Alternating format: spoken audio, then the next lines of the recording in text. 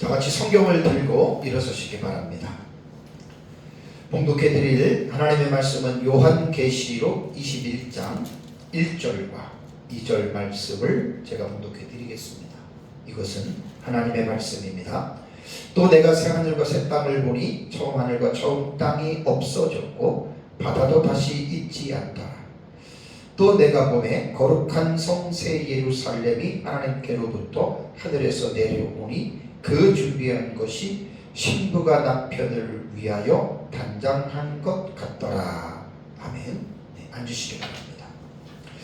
기독교 종말론 2부에 해당하는 우주적 종말론이 5가지 주제가 있다고 제가 말씀을 드렸죠. 재림과 천년왕국과 부활과 마지막 심판과 악인과 의인이 거하게 되는 영원한 처소에 대해서 이 5가지의 주제를 이제 기독교 종말론 2부에서는 이제 취급하고 있습니다.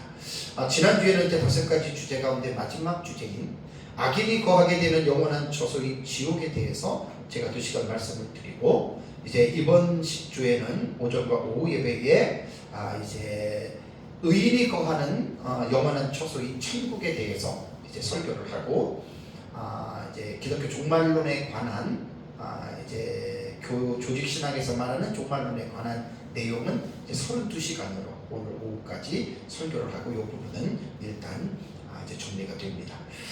지난주에 마지막 주제인 악인에 거하게 되는 영원한 처소인 지옥에 대해서 말씀을 드렸는데, 지난주 오전 예배에는 지옥에 대한 사전적인 정의에 대해서 제가 여러분들에게 말씀을 드렸습니다. 히브리어로 기록된 구약 성경에는 이제 지옥을 의미하는 단어 3가지에 대해서 말씀을 제가 드렸죠. 쉐올이라고 하는 단어, 우리 말로는 스올로 번역된 단어와, 그 다음에 아바돈이라고 하는 단어가 나오죠. 그 아바돈이라고 하는 단어에 대해서, 그 다음에 이제 흰놈이라고 말을 하죠. 흰놈의 골짜기, 또 정확하게 말하면 가의 벤 흰놈입니다. 흰놈의 아들의 골짜기입니다. 흰놈의 아들의 골짜기라고 하는 구약 성경에는 이 3가지 단어가 지옥에 대한 이 부분에 대해서 교훈하는 것이라고 말씀을 드리고요. 신약 성경에 사용된 헬라어 단어는 겐나와 하데스와 타르타로스라고 하는 이 3가지 단어에 대해서 제가 지난주 오전 예배에는 사전적인 정의를 가지고 악인들이 거하게 될 영원한 처소가 지옥인데, 그 지옥에 대한 이 부분에 대해서 이제 여러분들에게 말씀을 드렸습니다. 지옥은 제가 7가지의 특성을 말씀을 드렸는데, 천국과 반대가 되는 장소고, 또 지옥은 하나님과 그리스도의 교제가 전혀 은총이 없는 곳입니다.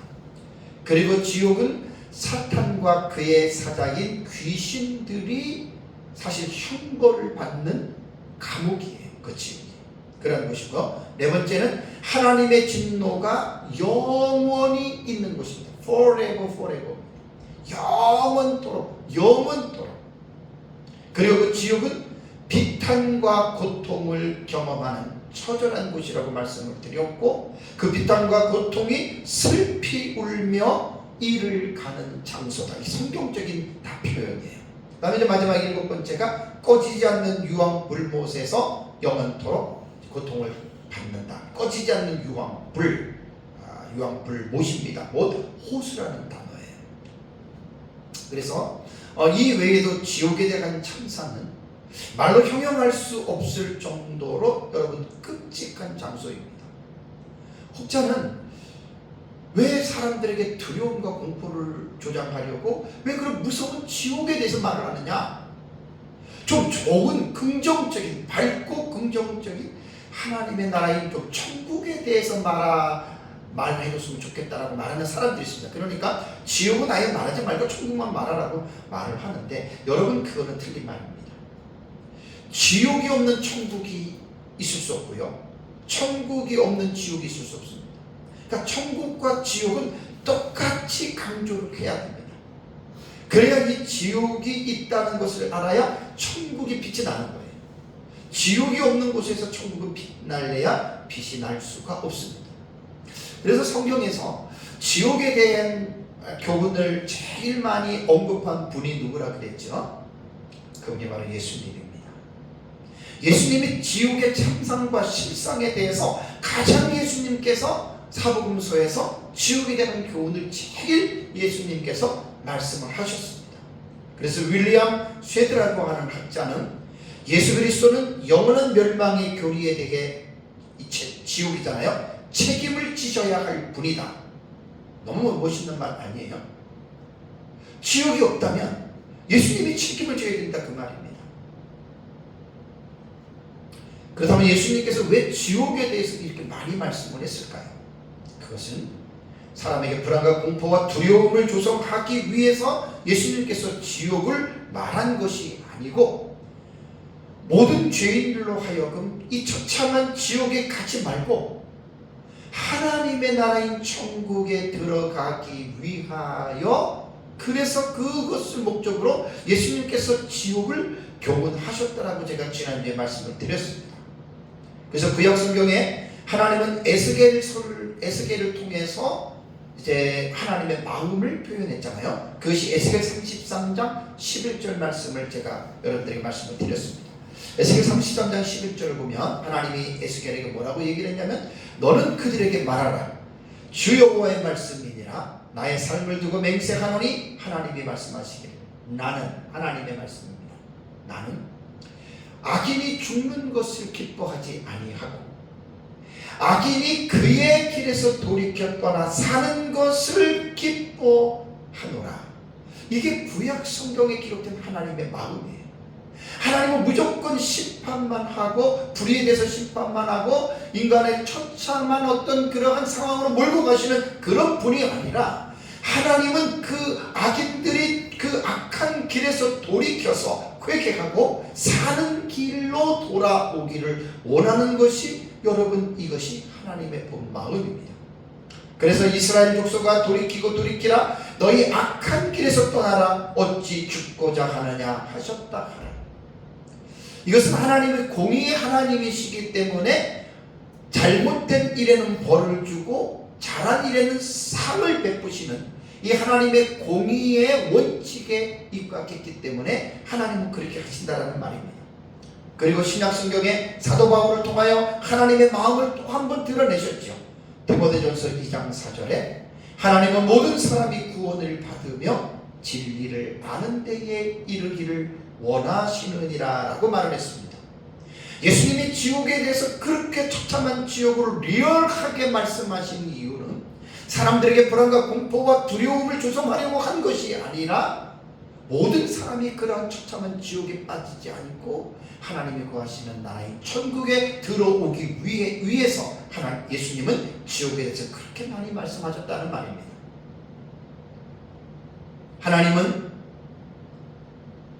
예수 그리스도를 이 세상에 보내신 그 목적이 이 세상을 심판하시기 위해서 보낸 것이 아니라, 그 예수 그리스도로 말미암아 세상이 구원을 받기 위하여 하나님께서 독생자 예수 그리스도를 보내주셨다라고 요한복음 3장 16절과 17절에 분명하게 하나님 말씀하고 있습니다.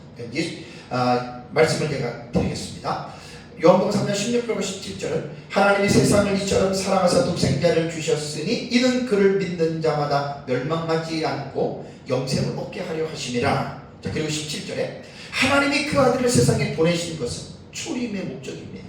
세상에 보내신 것은 세상을 심판하려 하심이 아니요 그로 말미암아 세상이 구원을 얻게 하려 하심이라. 예수님이 세상에 왜 오셨느냐? 초림의 예수님의 목적은 세상을 심판하기 위해서 오신 게 아니에요. 죄악된 세상을 구원하시기 위하여 바로 예수 그리스도께서 하나님이시면서 인간의 몸을 입고 이 세상에 오셨다라고 하는 것이, 이것이 하나님의 마음이에요. 물론 재림하시는 예수님은 다릅니다. 심판하러 세상에 오십니다. 그래서 예수님이 재림 때까지 이 세상에 사는 모든 사람들은 모두가 다 죄를 회개하고 예수 그리스도를 믿어서 구원을 받으라라고 하는 것이, 이것이 여러분 성경이 우리에게 교훈하신 것입니다. 안타까운 것은 이렇게 좋은 예수님을 믿으라고 우리가 사람들에게 복음을 전하고 전도를 하면 모든 사람들이 감사합니다라고 받아들이고 믿으면 되는데 그렇지 않죠. 많은 사람들이 복음을 거절합니다. 예수님이 세상에 오신 장소가 이스라엘 땅이잖아요. 그러니까 육신적으로 볼 때는 아브라함의 혈통에서 예수님도 태어나셨고 또 그 이스라엘 자손들에게 먼저 하나님이 메시아를 보내신 거예요. 근데 예수님 당시 이스라엘은 어땠나요? 예수님을 십자가에 못 박아 죽이지 않았습니까? 그러니까 우리는 예수님이 왜 이 세상에 오셨는지, 이제 다음 달이면 12월이잖아요. 성탄절에 대한 의미가 바로 구세주, 구원자로서 예수님께서 오셨다라고 하는 말입니다. 그래서 우리는 모든 사람들에게 이 기쁜 소식을, 성탄의 기쁜 소식인지 성탄절에 대한 내용이잖아요. 그걸 알려야 돼요. 그래서 모두가 다 예수님을 믿고 그런 처참한 지옥에 가지 않고 하나님의 나라에 들어가기 위해서 교회는 끊임없이 천국 복음을 전해야 된다라고 하는 사실을 잊지 마시기 바랍니다. 이번 시간에는, 이번 주는요, 악인의 반대가 되는 의인의 최후 상태에 대해서 말씀을 드리겠습니다. 의인의 정의가 뭐냐? 착한 일을 하는 사람이냐? 도덕과 윤리적으로는 그렇게 볼 수 있겠지만 성경에서 말하는 의인과 악인의 기준은 예수를 믿느냐 믿지 않느냐에 달려 있습니다. 모든 사람은 다 죄인입니다. 거기서 거기입니다. 근데 예수 그리스도를 왜 믿어야 되냐면 예수 그리스도를 믿음으로 말미암아 원죄와 자범죄의 모든 죄가 용서를 받기 때문입니다. 원죄와 자범죄를 용서를 받은 사람을 하나님이 볼 때는 의롭다 칭하는 거예요. justification이라고 그러죠. 의인이라고 하나님께서 칭하십니다.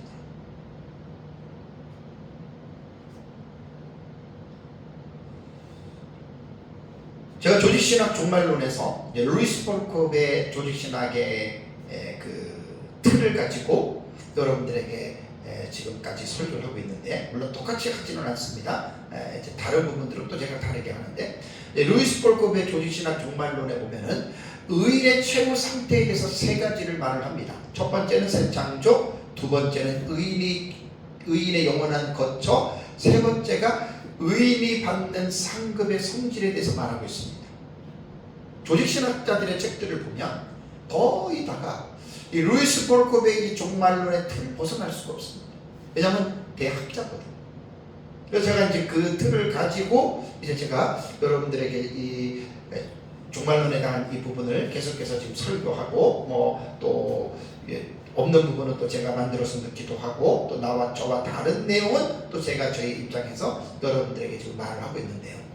사실 의인의 최고 상태에 대해서 새 창조라고 하는 말은 뭐냐면 하나님의 나라의 천국에 대한 말을 하는 것이거든요. 그 다음에 의인의 거처도 천국이고, 그 다음에 세 번째는 의인이 받는 상급인데, 상급에 대해서는 제가 크고 힘보자 심판 때에 설교를 4시간 동안인가 했나요? 많이 했기 때문에 특별하게 제가 취급을 하지 않겠습니다.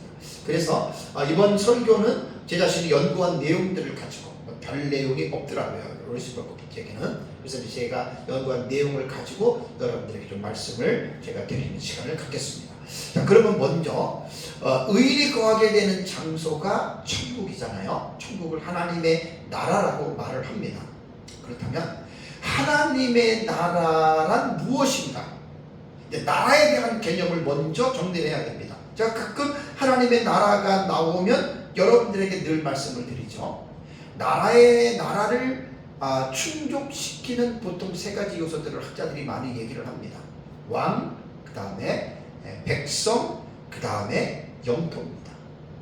하나님 나라라고 말을 할 때에는 하나님 나라의 왕이 누구냐? 그분이 하나님이시고, 다음에 백성은 누구냐? 예수 그리스도를 통해서 구원받은 성도들이 하나님의 나라의 백성이 되고, 또 하늘에 있는 천군 천사들을 일컫죠. 그게 하나님의 나라의 백성입니다. 그럼 하나님 나라의 영토는 어디일까? 물론 하늘에 있는 하나님의 나라 자체가 하나님의 나라의 영토이고, 그리고 우리가 살고 있는 이 세상에서 사람들 가운데에 하나님의 통치가 이루어지는 곳은 하나님의 나라의 영토에 속합니다. 하나님의 통치가 이루어진다라고 하는 말은 뭐냐면 하나님을 마음속에 모시고 하나님의 인도가심을 따라 살아가는 사람들 있지요. 이게 그리스도인들입니다. 그러면 구원받은 그리스도인들은 하나님의 나라의 영토에 그 사람들이 여러분 포함이 되는 것이에요. 그래서 이 세 가지를 먼저 기억하시고, 또 하나는 뭐냐면 하나님의 나라의 이 요소 속에서 두 가지를 먼저 좀 생각을 해야 됩니다. 첫 번째는 영적인 나라와 물리적인 나라, 이 두 가지를 생각을 해야 되는데, 자, 우선 하나님의 나라는 영적인 나라입니다. 왜냐하면 영이라고 하는 말은요, 헬라어 단어로 푸뉴마라고 하는 단어입니다. 누가복음 24장 39절을 보세요. 누가복음 24장 39절을 보면은 부활하신 예수님이 뭐라고 얘기를 하냐면, 내 손과 발을 보고 나인 줄 알라. 또 나를 만져보라. 그래서 예수님이 뭐라고 얘기했냐면, 영은 살과 뼈가 없으되 너희 보는 바와 같이 나는 있느니라. 여기서 영이라는 말을 사용했습니다. 이 영이라고 하는 말이 뭐냐면 푸뉴마라고 하는 헬라어 단어인데, 이 푸뉴마는 신약 성경에 379번 사용이 되었는데 아주 내용이 여러 가지, 단어의 의미가 여러 가지입니다. 이 푸뉴마는 바람, 숨, 호흡, 생기, 귀신 혹은 성령 등으로 번역을 한 아주 여러 가지 의미를 가지고 있는 단어거든요. 그러면 이 푸뉴마는 뭐냐면 생명의 원리입니다. 생명의 원리인데, 이 푸시케라고 하는 또 헬라어 단어가 있는데 이것은 보통 영혼이라고 이야기를 하죠. 아주 상당히 푸시케와 유사한 의미를 가지고 있습니다. 그래서 이 푸뉴마라고 하는 이 영은 인간의 몸 안에 있을 때 인간이 생명이라고 그러죠. 리빙 소울이라고 하는 살아있는 존재가 되고, 이 푸뉴마가 영이 인간의 몸을 떠나게 되면 인간은 죽음이라고 하는 표현을 합니다. 그리고 이 영은 몸을 떠나서 이제 하나님이 보내주신 그 곳으로 돌아간다라고 하는 이러한 그 원어 사전적인 의미가 있습니다. 그렇다면 예수님께서 본문에서 정의하신 이 푸뉴마라고 하는 영은 특징이 뭔지 아세요? 살과 뼈가 없는 것이에요. 살과 뼈가 없다는 것입니다. 그럼 살과 뼈가 없다라고 하는 말은 뭐냐면 물질적인 요소가 아니라 비물질적인 요소라는 것이죠. 비물질이라고 하는 것은 인간의 눈으로 볼 수 없는 것을 말합니다. 그러니까 하나님의 나라는 영이라고 하는 말은 뭐냐면 하나님 자신이, 하나님은 영이시니 예배하는 자가 신령과 진정으로 예배하라는 말을 했잖아요. 그러니까 하나님은 영이시기 때문에 인간의 눈으로는 볼 수 있는 분이 아니시다.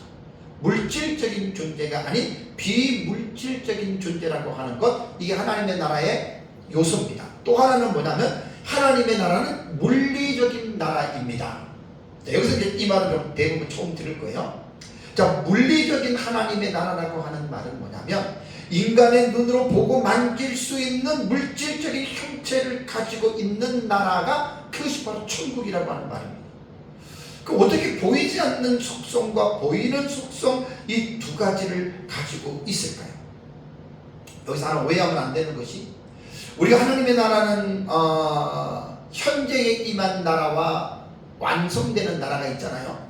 그러니까 예수님을 믿는 사람들 속에 이루어진 하나님의 나라는 물리적인 나라가 아니에요. 영적인 나라예요. 그러니까 인간의 눈으로 우리 안에 임한 하나님의 나라를 볼 수가 없습니다. 그렇기 때문에 이 세상에서는 하나님의 나라를 물리적인 나라로 우리는 말을 해서는 안 됩니다.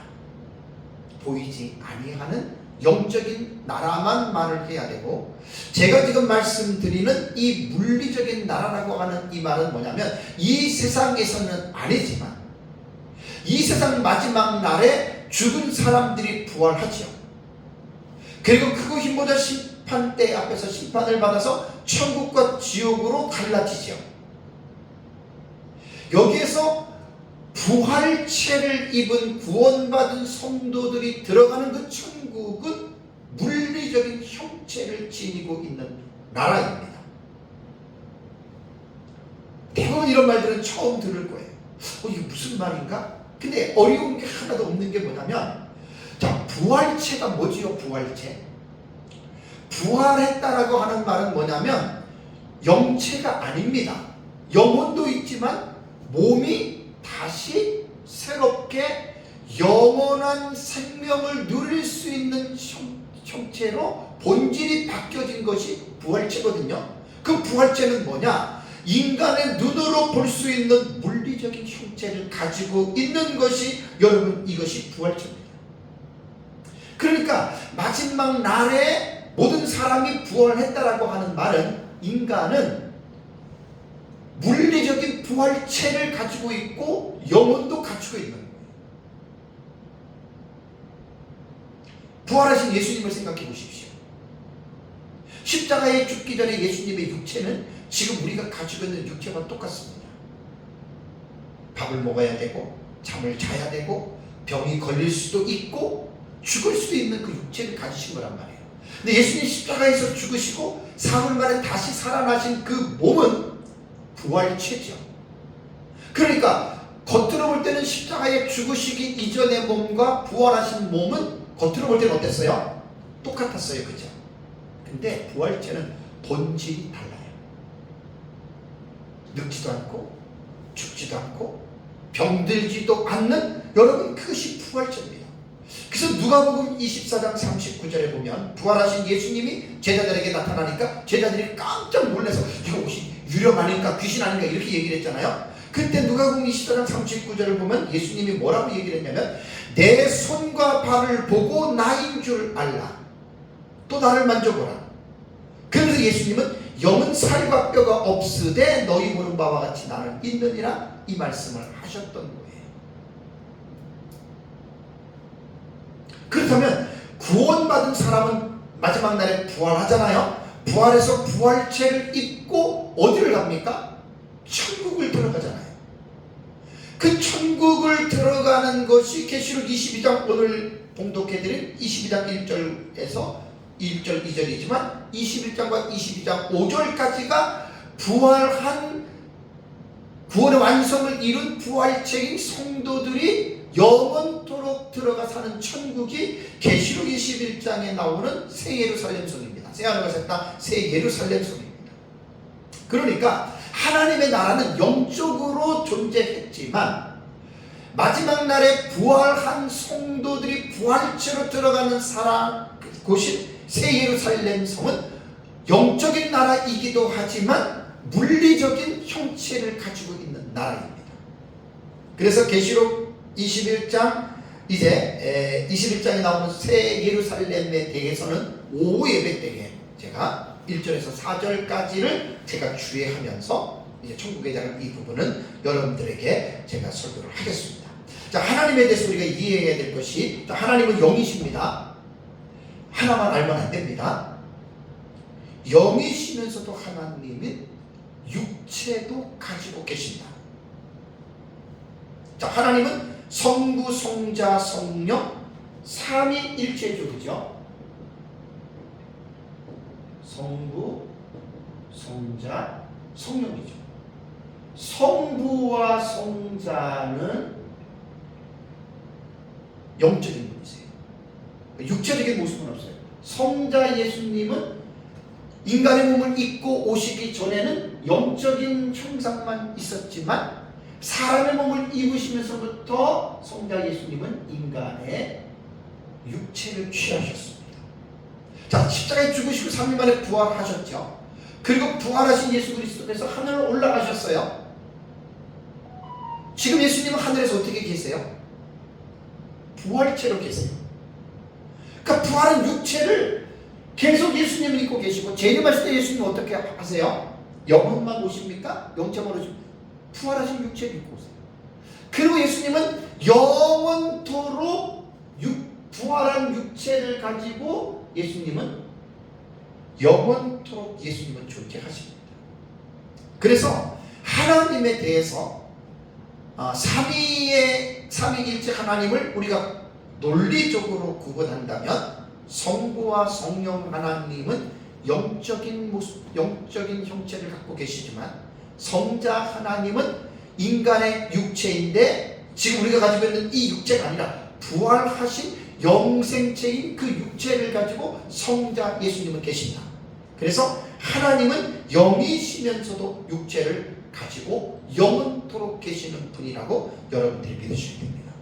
다음에 이제 두 번째 여러분들에게 말씀을 드릴 것은 하나님 나라의 이중적인 구조입니다. 제가 여러분에게 늘 많이 말씀을 드렸죠. 자, 하나님의 나라는 현재성과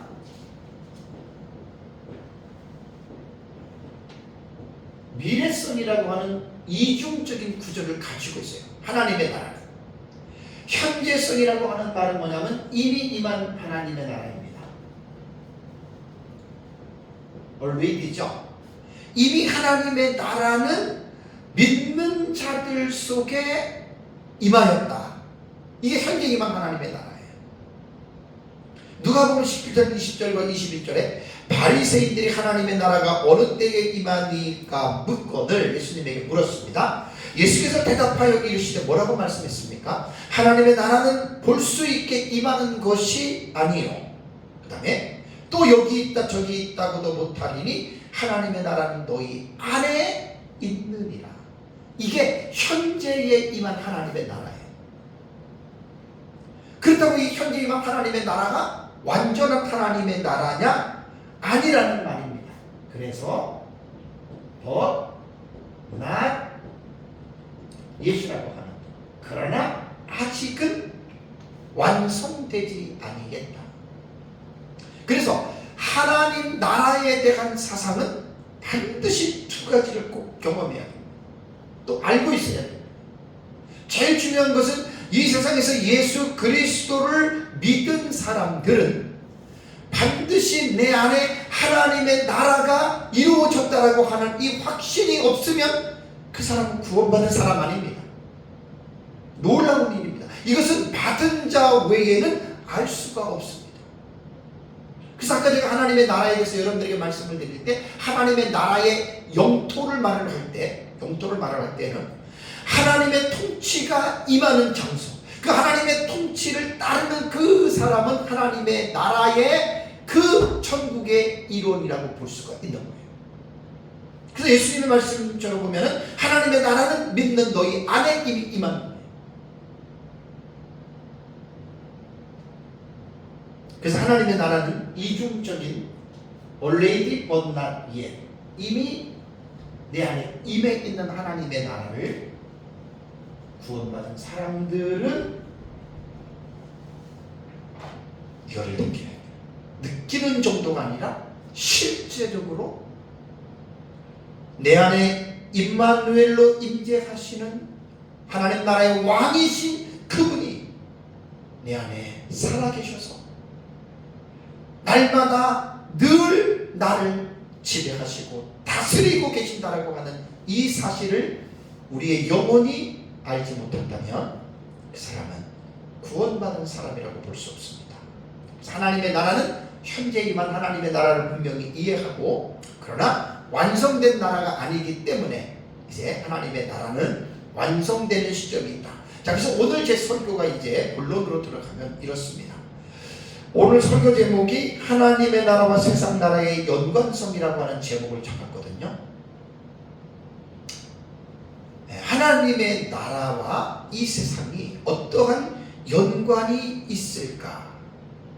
오늘은 이 부분에 대해서 제가 설교를 합니다. 자, 세상이라고 하는 말은 뭐냐면 물리적인 형질을 가지고 있는 장소죠. 그래서 이 세상에는 시간과 공간이 공존하는 곳입니다. 하나님은 영으로서, 영이신 하나님은 시간과 공간에 얽매이지 않으시고 하나님은 그 시간과 공간을 초월하시는 분입니다. 하나님의 존재는 언제부터 시작됐느냐가 아니라 영원 전부터 언제까지? 영원까지. 하나님은 무소부재하신 분이십니다. 무소부재라고 하는 이 말의 뜻은 하나님의 적극적인 품성의 하나로 그 존재와 섭리가 미치지 않는 곳이 없다는 거예요. 모든 피조세계에 하나님의 존재와 섭리가 미치지 않는 것이 없이 하나님의 존재가 항상 역사하신다. 그게 무소부재라고 하는 뜻입니다. 그래서 하나님은 어디서나 동시에, 아주 특이하죠, 동시적으로 모든 곳에 하나님은 계신 분이시다. 자, 그래서 이 영원하신 하나님은 영원전부터 계셨는데 이 세상은 없었어요. 지금 이제 세상과의 관계에서 말씀을 드릴 거예요. 세상은 없었는데 이 영원하신 하나님, 무소부재하신 하나님께서 아무것도 없는 물질적인 무에서 유의 시간과 공간이 지배하는 역사 세계를 하나님이 창조하셨다. 이것이 창세기 1장 1절입니다. 대초에 하나님이 천지를 창조하시니라. 창조하시니라의 히브리어는 바라입니다. 바라. 이 동사 바라는 이 칼 완료 3인칭 남성 단수거든요. 이 칼형이라고 하는 말은 뭐냐면 그냥 히브리어 동사를 구분할 때 단순한 형태입니다. 단순형.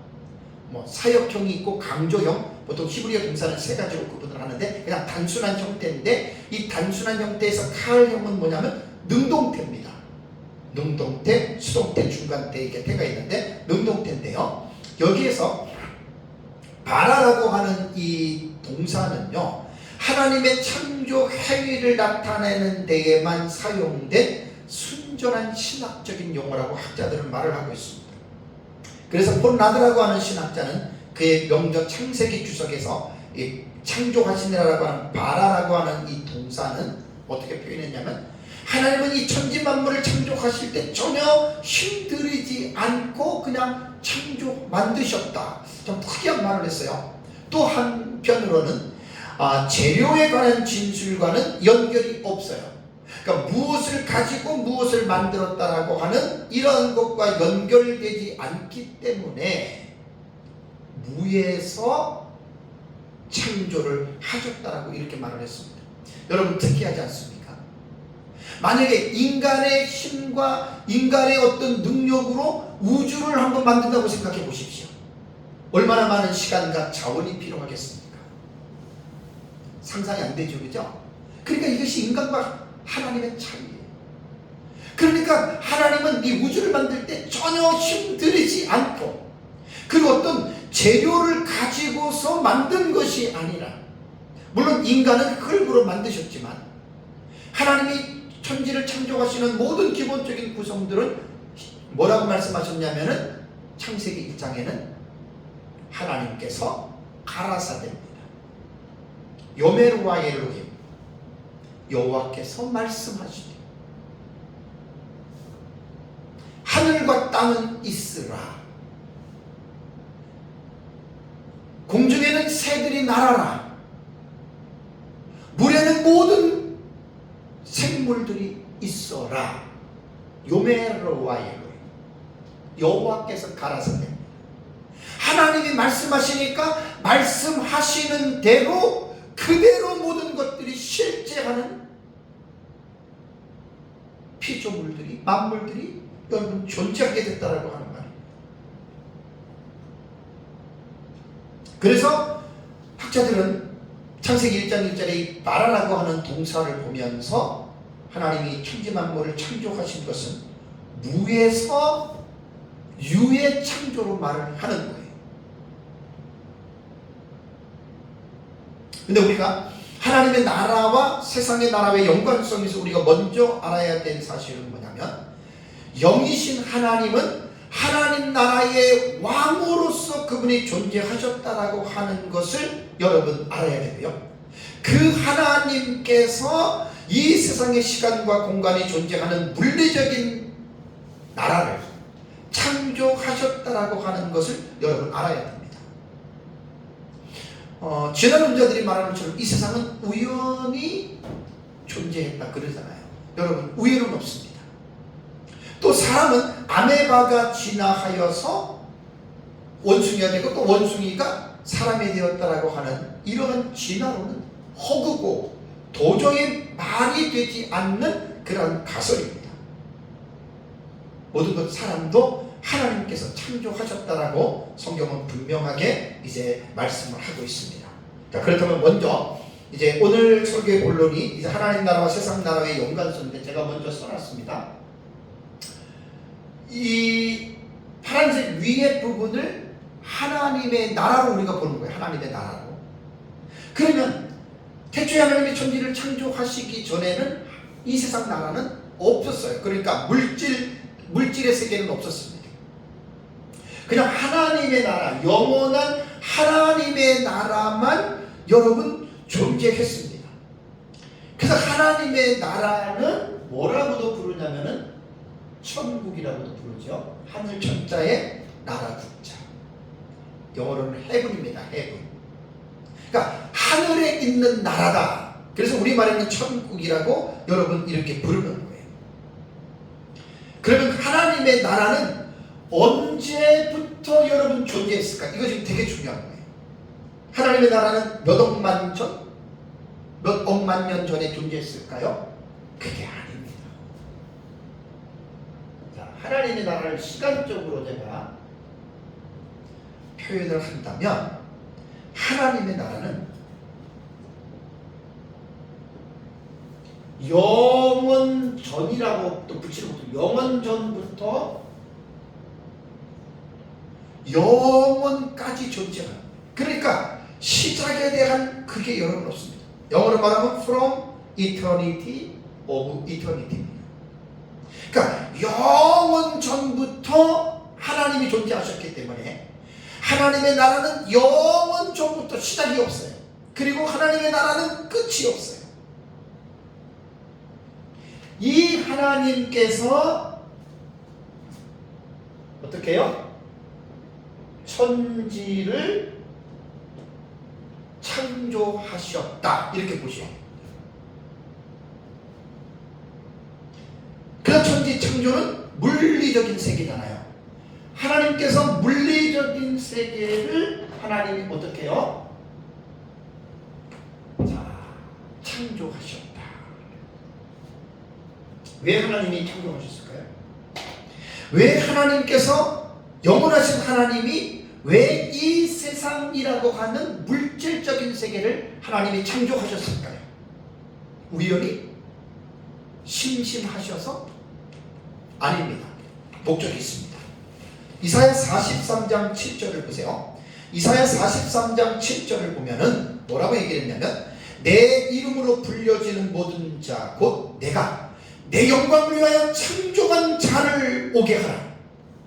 그를 내가 지었고 그를 내가 만들었느니라 라고 말했습니다. 하나님께서 이 세상의 만물을 만드신 것은 하나님께서 자신의 영광을 위하여 창조했다. 이거 잊지 마시기 바랍니다. 하나님이 사람을 만드셨습니까? 하나님 자신의 영광을 위해서 우리를 태어나게 하십니다. 내용을 생략하고요. 그 다음에 창세기 1장 31절을 보면 하나님이 지으신 그 모든 것을 보시니 보시기에 심히 좋았다. 저녁이 되고 아침이 되니 이는 6째 날이니라. 하나님은 6일 동안 모든 만물을 만드시고 만드신 만물을 보시고 하나님은 좋았더라라는 표현을 하십니다. 히브리어는 토브입니다. 토브. 좋은, 선한, 즐거운, 유쾌한이라고 하는 그러한 뜻인데 하나님께서 자신을 만들어 놓은 모든 만물을 보고 하나님 자신이 좋았는데 이 형용사 앞에 매우라고 하는 부사가 수식이 되죠. 히브리어는 매우드라고 하는 단어입니다. 매우. 그러니까 이 매우라고 하는 매우드 부사는 바로 뒤에 위치한 형용사인 좋았더라 토브를 수식한 용어예요. 그러니까 형용사 토브 좋았더라를 극적으로 묘사하는 거예요. 아주 좋았던 강조라든가 어떤 그런 의미로서 이제 매우라고 하는 매우드라고 하는 부사가 사용이 되었습니다. 그러니까 하나님께서는 말씀으로 창조하신 모든 세계를 보시고 부족함이 없을 정도의 완벽한 하나님의 기쁨을 대만족의 표시입니다. 그러고 나서 천지를 창조한 다음에 하나님께서는 어떻게 해요? 에덴 동산을 또 하나님께서 창조하시죠. 에덴 동산의 특징이 뭐죠? 무죄입니다. 무죄. 죄가 없는 그러한 시기입니다. 하나님께서 영광을 받으시기 위해서 세상을 창조하고 인류의 시조인 아담과 하와를 만들어 놓고 선악과를 따먹지 말라라고 하나님 약속하죠. 안타깝게도 선악과를 따먹기 이전의 이 에덴 동산에 대해서 여러분 우리가 알아야 되는데, 안타깝게도 에덴 동산에 대한 기사가 많지 않습니다. 그래서 에덴 동산을 알아내기가 쉽지 않아요. 창세기 1, 2장 좀 더 확장되면 3장에서 제가 약간 유추해서 이제 에덴 동산이 어떠한 곳이었는지를 우리는 알 수가 있습니다. 그래서 제가 천년왕국에 대한 설교를 여러분들에게 할 때 역사도 전천년 입장에서 천년왕국은 예수님 재림 이후에 이 세상에서 천년 동안 왕국이 있는데, 그 천년왕국의 모티프가 뭐냐? 그게 범죄 이전에 에덴 동산을 말하는 것입니다. 그래서 저는 에덴 동산에 대해서 좀 연구를 했고요. 그래서 여러분들에게 지난번에 설교할 때도 이 에덴 동산에 대한 이 부분에 대해서 여러분들에게 말씀을 제가 드렸습니다. 그러니까 에덴 동산에 대한 이 부분에 대한 부분을 분명하게 여러분들은 이해하고 있어야 됩니다. 그러면서 이제 범죄한 이후에 범죄 이후와 노아 시대까지, 범죄 이후에 이제 하나님은 아담과 하와에게 어떻게 했습니까? 창세기 3장 15절을 보면은 내가 너를 여자와 원수가 되게 하고 내 후손도 여자의 후손과 원수 되게 하리니 여자의 후손은 내 머리를 상하게 할 것이요 너는 그의 발꿈치를 상하게 할 것이니라 라는 말씀이 나오죠. 그러니까 저거 좀 꺼주세요. 그러니까 인간이 범죄하고 나서 하나님은 아담과 하와에게 최초의 복음이죠. 그 원시 복음입니다. 죄인을 구원하시기 위해서 여자의 후손이 이 세상에 올 것이고 그 여자의 후손이 사단의 머리를 짓밟을 것이다. 내용 설명을 할 수가 없습니다. 시간상.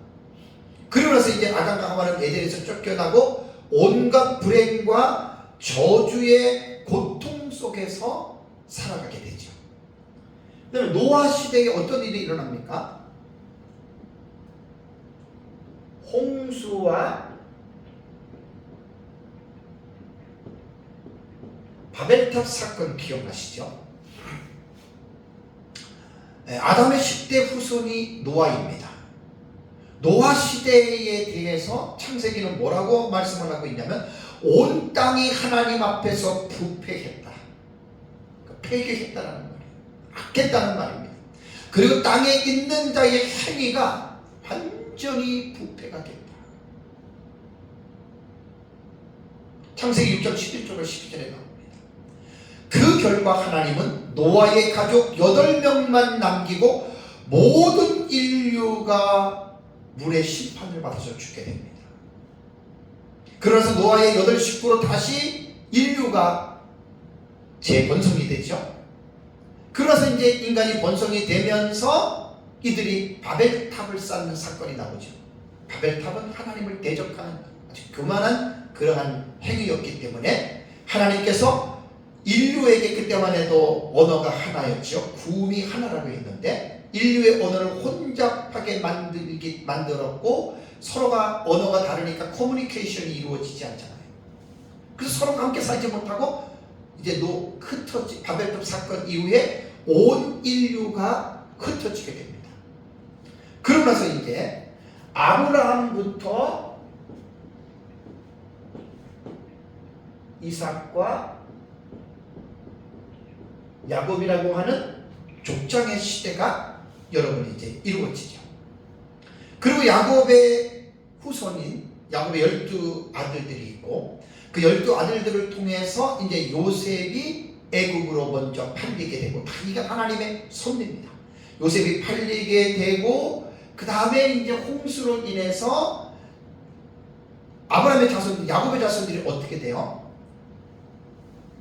이 가나안을 들어갑니다. 여기에서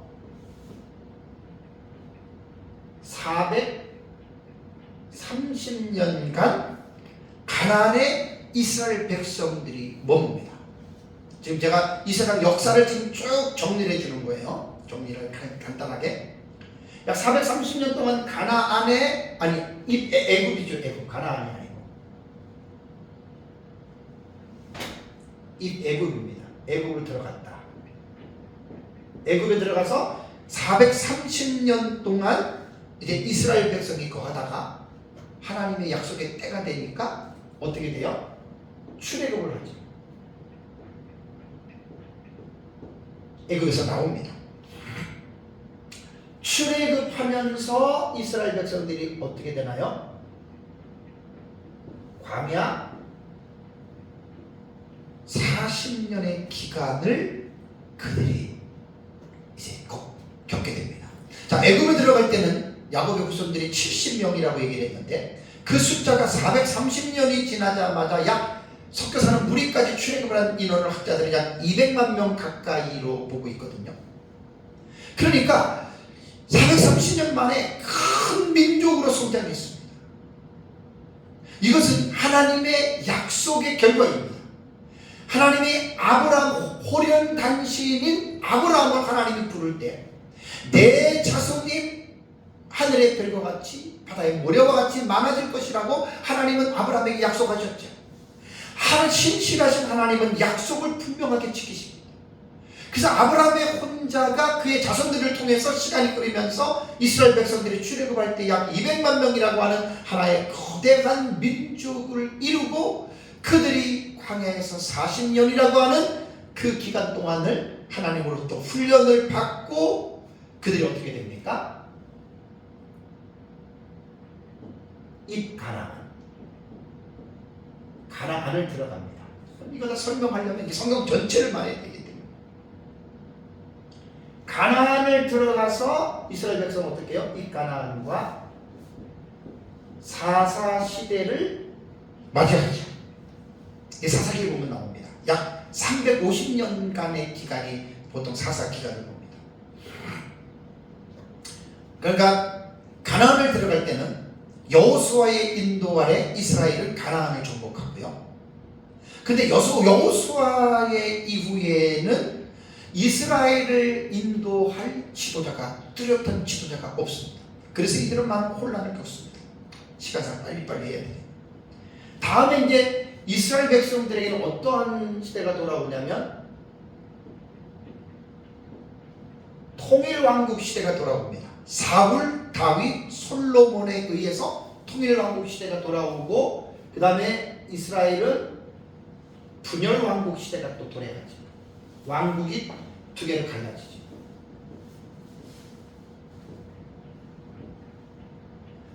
분열왕국 시대와 곧바로 시간이 좀 지나면서 멸망의 시기가 펼쳐오죠. 그래서 솔로몬의 범죄로 이스라엘이 둘로 갈라져서 북이스라엘은 주전 722년에 아수르에 의해서 멸망하고 남유다는 주전 586년에 바벨론에 의해서 멸망합니다. 그리고 이스라엘 백성들은 어떻게 되죠? 포로 시대와 포로 귀환 시대, 지금 이 세상의 역사를 제가 지금 정리를 해드리는 거예요. 포로 시대와 포로 귀환 시대가 이제 그들에게 돌아오죠. 자, 70년 포로 귀환을 마치고 하나님이 약속하신 대로 1차 포로 귀환이 주전 537년에 수룹바벨과 대제사장 여호수아를 중심으로 이스라엘 백성들이 고국으로 돌아오는데 이때 목적은 뭐냐면 성전을 재건하라입니다. 그 다음에 2차 포로 귀환은 458년에 에스라에 의하여 포로가 돌아오면서 에스라가 돌아가서 한 일은 종교개혁이고 약 14년 뒤에 444년에 느헤미야를 중심으로 이스라엘 백성들이 돌아가서 성곽을 재건하는 일을 시행합니다. 그러고 나서 이스라엘은 구약 시대의 종말을 맞이합니다. 말라기를 기준으로 주전 400년 전후로 이제 구약이 결국 여기서 끝나게 되고, 그러면서 역사가 끝났다는 게 아니에요. 이 구약이 끝났다라고 하는 의미는 중간기에서 제가 말씀을 드렸지만 하나님의 특별 계시가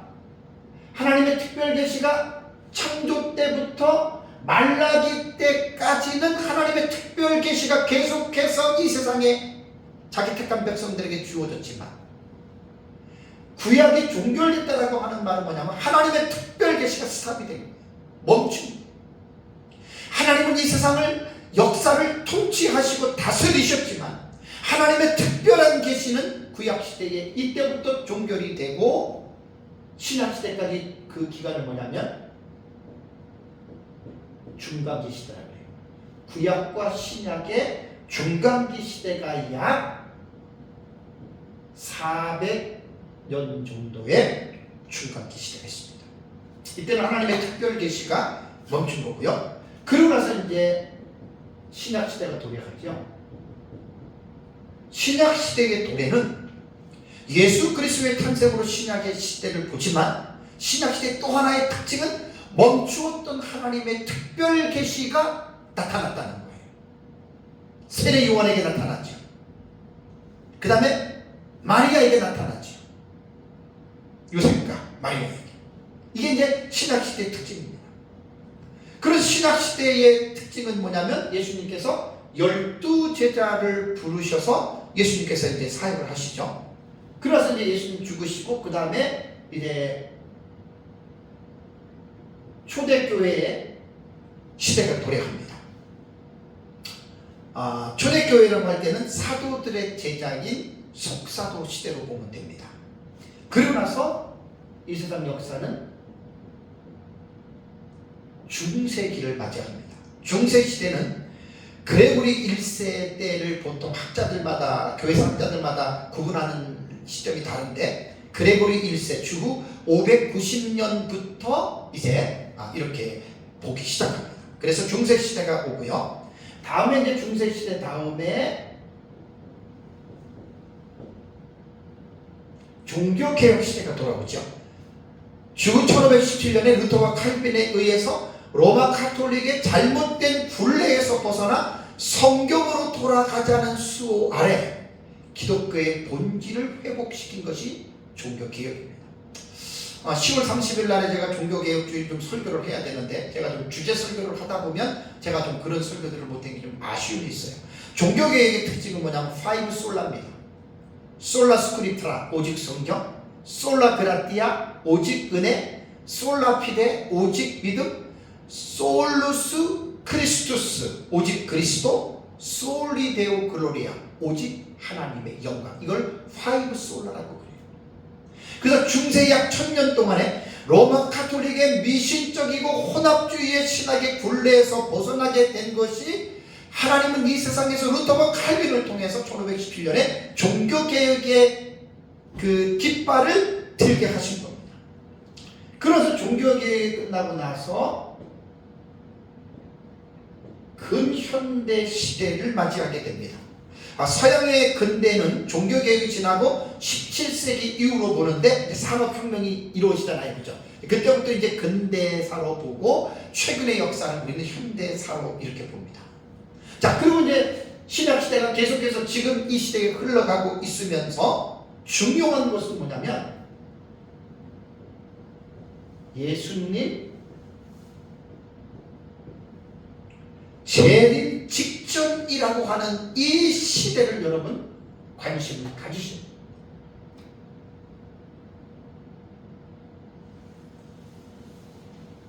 자, 언제인지 모르지만 역사의 마지막 날에 예수님 어떻게 해요? 재림하시죠? 재림하시기 전에 놀라운 특징들이 있어요. 이 특징이 뭐냐면, 요한계시록에 하나님께서 그 계시를 기록하게 합니다. 그래서 예수님 재림 직전의 이 시대를 이제 우리가 관심을 가져야 될 게 뭐냐면, 한 일회의 시기가 닥쳐옵니다. 다음 주에 이제 제가 종말론 용어에 대한 설교를 시작을 하는데, 종말론의 아주 모든 사람들이 지금 알고 있는 종말론의 용어가 아주 수십 가지가 돼요. 그걸 제가 하나하나 다음 주부터 하는데, 한 일에 대한 종말론에 대한 그 설교를 제가 합니다. 한 일에 대한 것이, 한 일에는 다니엘서 9장 24절에서 27절에 보면은 70일의 내용이 나옵니다. 종말론을 연구하려면 반드시 다니엘서 2장과 7장과 8장과 9장과 11장과 12장에 대한 내용을 구약 성경에서 분명히 이해하고 있어요. 그래서 다니엘서 9장에 나오는 24절과 27절의 71회의 계시는 종말론의 베이스가 되는 본문이에요. 꼭 그 본문을 이해를 해야 돼요. 근데 종말론을 모르는 사람들은 70일에 대한 내용을 모르는 사람들이 의외로 많이 있습니다. 그래서 70일의 계시에서 마지막 남은 한 일회가 예수님 재림 직전에 역사세계에 등장을 하는데, 이 역사세계에 등장하는데 다니엘서 9장 27절을 보면 한 일에게 절반이라고 하는 용어를 씁니다. 절반이라고 하는 용어가 뭐냐면 히브리어로는 해치입니다. 해치, 미들, 중앙이라는 말이에요.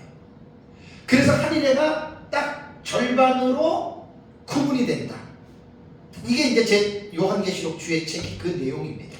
그래서 요 한 일회의 절반이 요한계시록 6장부터 19장에 약 44가지 사건이 일어난다라고 기록이 되어져 있는 거예요. 그 예수님 재림 직전에 한 일에 대한 이 상황을 잘 여러분들이 이해를 해야 됩니다. 그러고 나서 어떤 일이 이루어지냐면 예수님의 재림과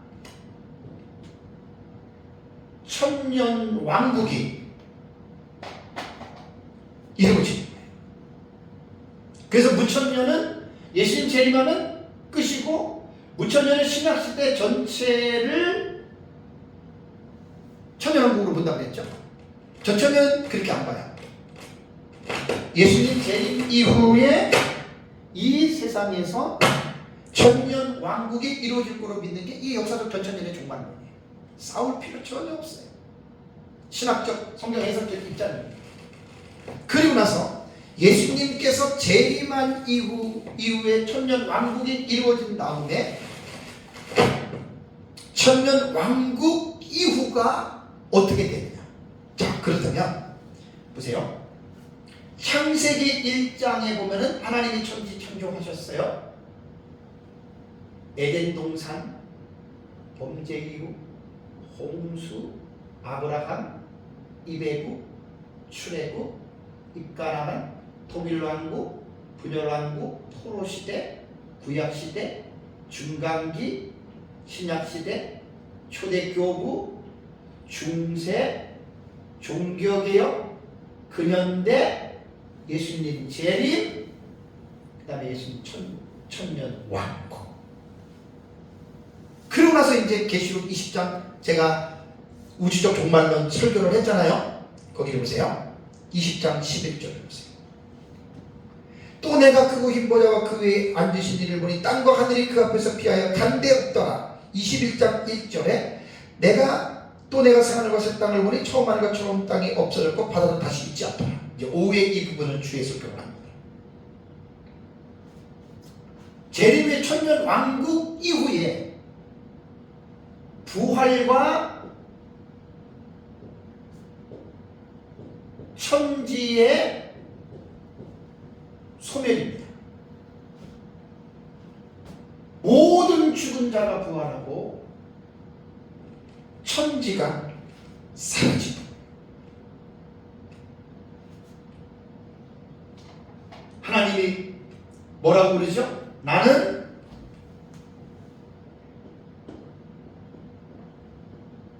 알파와 뭐라고요?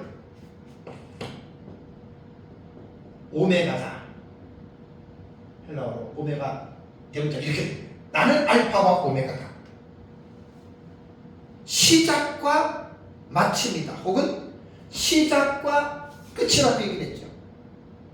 그러면 하나님은 영원 전부터 영원까지 계신 분이기 때문에 하나님의 존재와 하나님의 나라에는 시작과 끝이라고 하는 용어를 쓸 수가 없습니다. 계시록 22장 13절을 보십시오. 계시록 22장 13절을 보면 나는 알파와 오메가요 처음과 마지막이요 시작과 마침이라 그랬죠. 계시록 1장 8절 21장 6절에도 이 알파와 오메가라고 하는 말이 나와요. 이 말은 하나님의 나라의 관점에서 사용할 수 있는 단어가 아니에요. 처음과 마지막, 시작과 끝은 하나님께서 이 세상의 물리적인 세계를 창조하시는 그 시작과 그 처음 하늘과 처음 땅이 어떻다 그래서 계시록에는 없어졌다 그랬죠. 소멸된 거예요. 그래서 알파와 오메가는 창세기 1장의 1절에 천지를 창조하신 것을 시작으로 해서 오메가는 마지막이라고 하는 것은 계시록 21장 11절과 20장 11절과 21장 1절에 천지가 사라지는, 그래서 알파와 오메가는 이 세상 역사에서 사용하는 용어지, 하나님의 나라에서는 이 알파와 오메가라고 하는 단어를 사용할 수가 없습니다. 사랑하는 성도 여러분, 하나님은 영원 전부터 영원까지 존재하시는 유일하신 신입니다. 그래서 그 하나님은 영원도 계셨기 때문에 그 하나님이 거하시는 그곳이 뭐냐? 그것이 나라란 말이에요. 그 하나님의 나라란 말이에요. 그래서 우리는 그 나라가 하늘에 있다 그래서 우리는 천국이라고 부릅니다. 그래서 하나님은 무에서 유를 창조하신 것이 이 세상 나라고요. 이 세상 나라를 하나님께서 만드셨는데 아담과 하와가 에덴 동산에서 하나님과 행위 언약을 불순종함으로 말미암아 하나님의 나라에 하나님의 계획이 틀어지게 된 거예요. 그래서 모든 사람이 죄인이 되었는데 하나님은 어떻게 하셨습니까? 창세기 3장 15절에 처음 원시복음 얘기를 했죠. 여인의 후손과 뱀의 후손. 그리고 나서 그 여인의 후손과 뱀의 후손의 역사는 에덴 동산 이후입니다. 여기부터입니다. 범죄하는 이 시점에서부터 이 세상이 소멸될 때까지의 요 기간을 하나님은 죄인된 인간을 구원하는 하나님의 역사가 있어요. 이것을 뭐라고 얘기를 하냐면 구속사라고 이야기합니다. 구속사는 The History Redemption입니다. 그래서 우리는 구속사는 역사와 구원, 이 두 가지 단어가 합성된 용어예요. 구속사라고 하는 용어는 대단히 중요합니다. 우리말 사전을 찾아보면 하나님의 구속사의 의미는요, 하나님이 세상을 구원하시는 행위에 관한 역사다. 이게 구속사예요. 그러니까 세속사는 이 세상의 역사가 애굽, 아수르, 바벨론, 메데바사, 헬라, 로마, 그 다음에 지금 현재 미국, 러시아 이런 쪽으로 이 세상의 역사를 지금 논한다면, 구속사는 더 히스토리 리뎀션은 뭐냐면 하나님의 역사로서 범죄 이후에 하나님이 여인의 후손인 예수 그리스도를 통해서 이 땅에서 죄인을 구원하시는 그 역사가 바로 구속사입니다.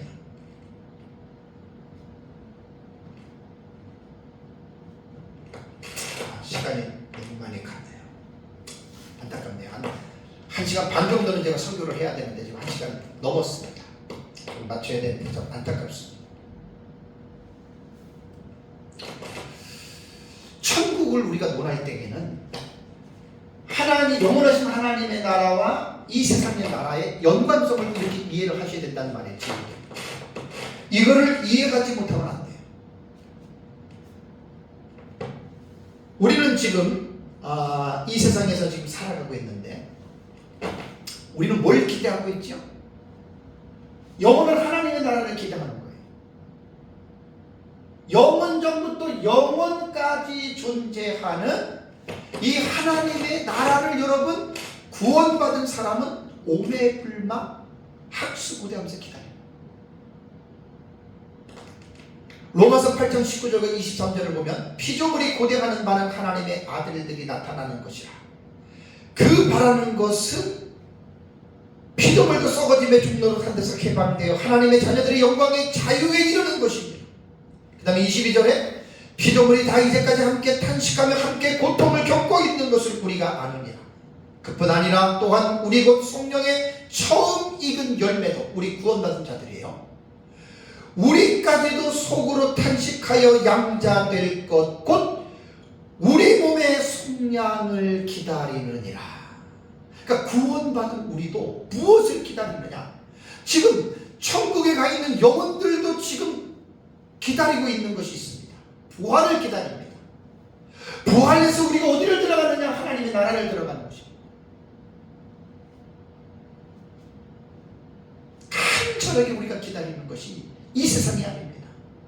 이 세상은 장망성입니다. 장망성이 뭐지요? 장차 망할 성이라는 거예요. 이 세상은 영원하지 않습니다.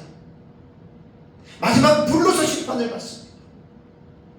그러나 하나님의 나라는 영원 전부터 영원까지 존재하는 하나님이 통치하시는 그 나라이기 때문에 예수 그리스도를 믿는 자가 천국 간다는 말이 마지막 날 부활을 통해서 거룩한 성인 계시록 21장에 나타난 새 예루살렘 성, 이 부분은 오후 예배 때에 제가 1절부터 4절까지 주의 소유를 하도록 하겠습니다. 네, 함께 우리 다 같이 기도하는 시간을 갖겠습니다.